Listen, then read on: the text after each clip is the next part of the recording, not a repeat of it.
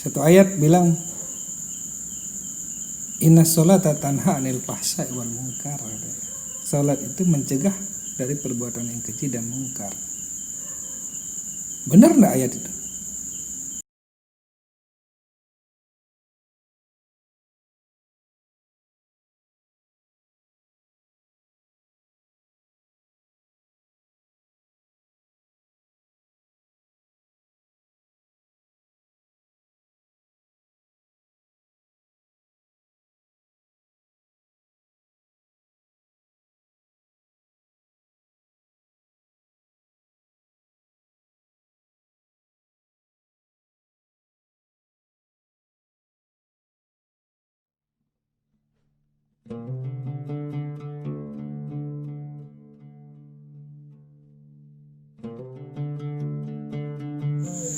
Amin itu artinya benar. Iya gitu kan. Pertanyaannya itu benar enggak amin kita itu? Iya itu benar tidak? Kita kan hanya ngikutin adat kebiasaan. Setelah imam bilang waladolin, serentak bilang amin. Itu yang bisa jawab cuma individu-individu masing-masing, Pak. Contoh misalnya kan, di Fatihah itu dikatakan alhamdulillahirabbil alamin. Segala puji hanya milik Allah. Tuhan seru sekalian. Artinya kita itu tidak pantas dipuji. Tidak pantas merasa diri terpuji. Segala pujian yang hadir ke kita itu harus dikembalikan kepadanya. Kalau kita sekarang masih senang disanjung, benar ndak amin kita itu? Begitu kita dikritik, dihina, merah telinga kan? Tapi kita tetap bilang amin.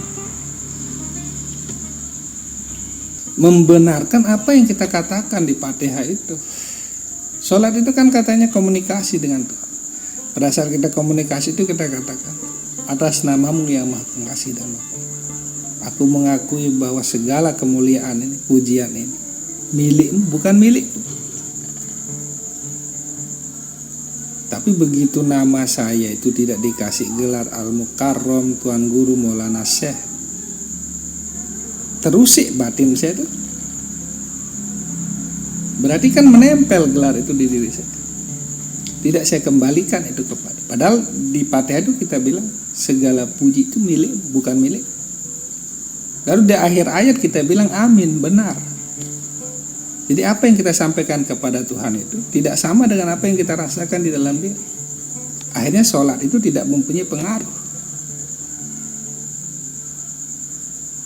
Jadi kita berbohong di dalam sholat. Itu yang terjadi. Ya, perkataan saya yang saya aminkan itu yang mana? Fatihah yang saya aminkan itu yang mana? Bahwa iya kana budu itu, wa iya kana stain itu, hanya kepadamu aku menyembah dan kepadamu aku minta pertolongan itu. Benar enggak saya seperti itu? Dulu pada saat awal-awal Fatihah itu, orang-orang Arab saat itu kan asing itu bahasa itu, sehingga dia bermakna kalimat yang indah dan tumben didengar karena sastranya kan tinggi. Nah sekarang kita ini keseringan dengar kan. Jadi masuk kanan keluar kiri saja tanpa menyadari, hanya selesai waladolin ya amin. Ya benar. Yang kita benarkan itu yang mana dulu? Bahwa arti atas nama Allah yang maha pengasih dan maha penyayang itu, efeknya ke kita itu seperti apa? Efek dari pengucapan atas nama Allah yang maha pengasih dan maha penyayang dalam kehidupan kita itu kita berlaku seperti apa? Ada enggak kasih sayang kita dalam kehidupan? Kalau tidak ada, belum pantas bilang amin. Ya seharusnya kan begitu. Nah, makanya agama itu kan perlu pendewasaan. Kadang amin itu juga dikatakan artinya kan terimalah. Orang berdoa kan, ya Allah, ampunilah segala dosaku, amin, terimalah. Atau iya, menyetujui doanya, itu maksudnya. Iya itu kan menyetujui.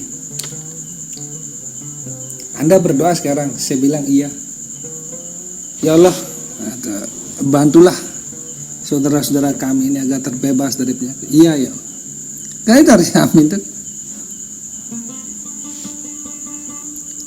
Nah sekarang kalau saya bikin statement dalam sholat, Fatihah itu kan statement itu. Yang kita ucapkan itu statement, laporan kan.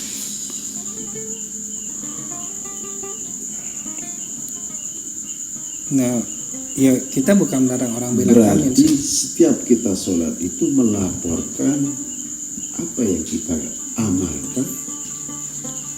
Ya, seharusnya seperti itu. Apa yang kita perbuat sebelum kita melaporkan Ya. ke Sang Maha Kuasa Allah Subhanahu wa Ta'ala. Jadi sebelum kita menerapkan apa yang diperintahkan di dalam ayat Al-Quran tersebut, berarti misalnya saya mengetahui apa yang diisi di dalam Al-Fatihah tersebut, malu untuk mengucapkan amin. Ya itu. Ya begitu. Ya kalau laporannya palsu, Tapi laporan itu wajib, Pak. ya. Kan sholat itu kan satu ayat bilang inna sholata tanha anil fahsya'i wal munkar. Sholat itu mencegah dari perbuatan yang keji dan mungkar. Benar enggak ayat itu? Sholat itu mencegah dari perbuatan yang keji dan mungkar, kata ayat. Sekarang pertanyaannya, benar enggak itu?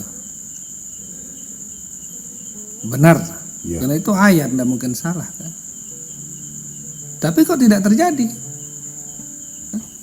Yang korupsi itu kan jadi imam juga, sholat juga, tapi kok tidak mencegah perbuatan yang keji dan mungkar? Apa yang salah? Ayat yang salah? Apa dia? Kan ayat tidak mungkin salah. Kita pahami ayat itu secara anak-anak dulu kan. Sholat mencegah perbuatan yang keji dan mungkar. Oh iya ya. Menahan kita dari perbuatan. Tidak, mencegah. Mencegah. Ya. Katanya saya mencegah. Saya kita pahami secara anak-anak. Benar ya, sholat mencegah kita dari perbuatan keji dan mungkar. Contohnya, kan kita sholat itu tidak boleh pukul orang. Dalam sholat tuh, ya kan? Tidak boleh bicarakan orang dalam sholat, ya kan? Berarti di dalam sholatnya itu dia tidak melakukan perbuatan yang keji dan mungkar di dalam sholatnya itu.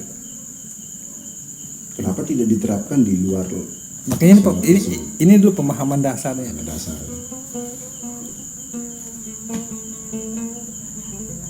Lalu berkembang kan, begitu pemikiran berkembang, kalau diputar sedikit, sholat mencegah orang dari perbuatan yang keji dan mungkar. Inna sholata tanha anil fahsya'i. Sungguh sholat itu mencegah dari perbuatan keji dan mungkar. Berarti mencegah perbuatan yang keji dan mungkar itu sholat. Apa tidak seperti itu? Iya. Iya, secara dasar. Ya. Mencegah perbuatan yang keji Secara dan bahasa. mungkar, mencegah perbuatan keji dan mungkar itu sholat. Artinya itu di luar sholat.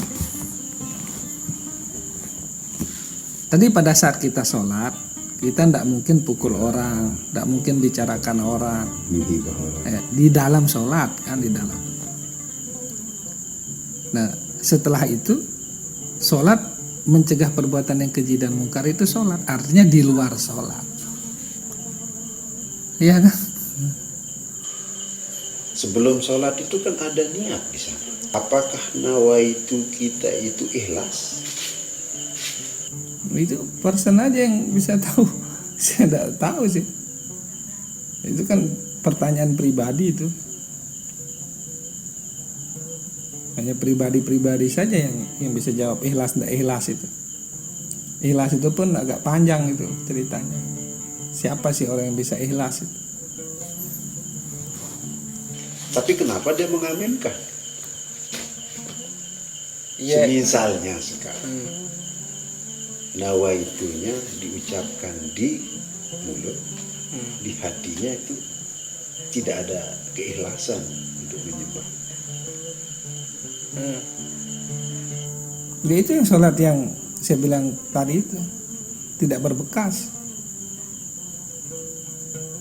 Kalau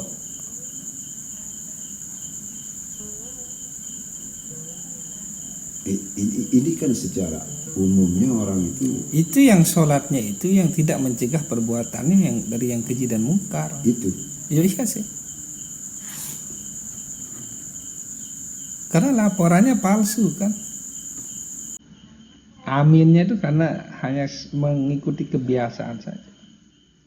Tidak ada perenungan dalam amin itu.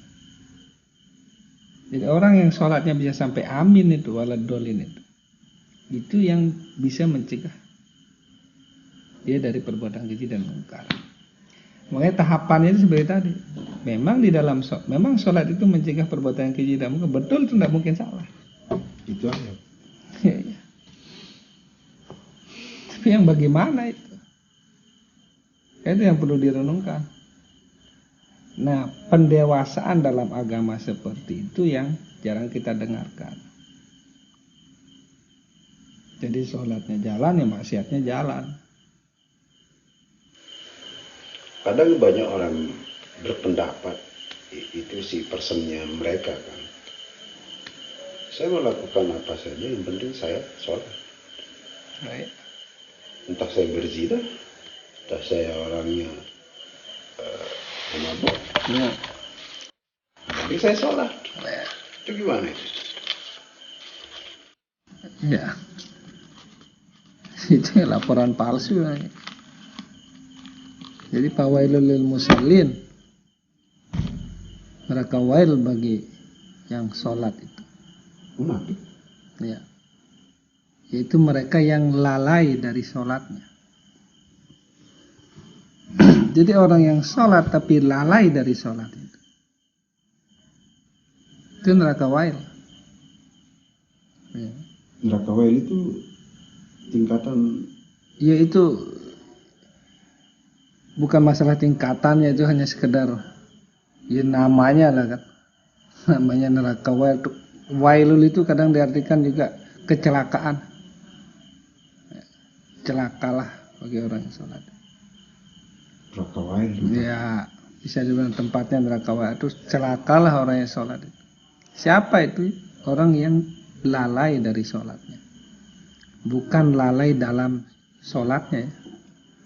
Lalai dari sholat. Alladzina hum yura'un. Yura'un itu artinya riya. Riya itu kalau dari segi pemahaman umum itu kan ya pamer, melakukan sesuatu itu demi yang lain, bukan demi Allah. Maksud, ya gitu. Maksud yang lain dari laporan, ya. dari sholatnya. Ya seperti tadi itu. Ya. Saya mau ngapa-ngapain, yang penting saya sholat.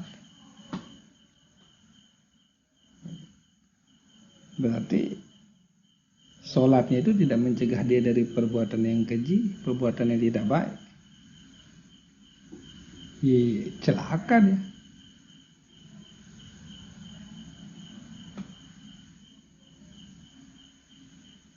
Orang tahu itu kan ganjarannya 2 kali daripada yang tidak tahu.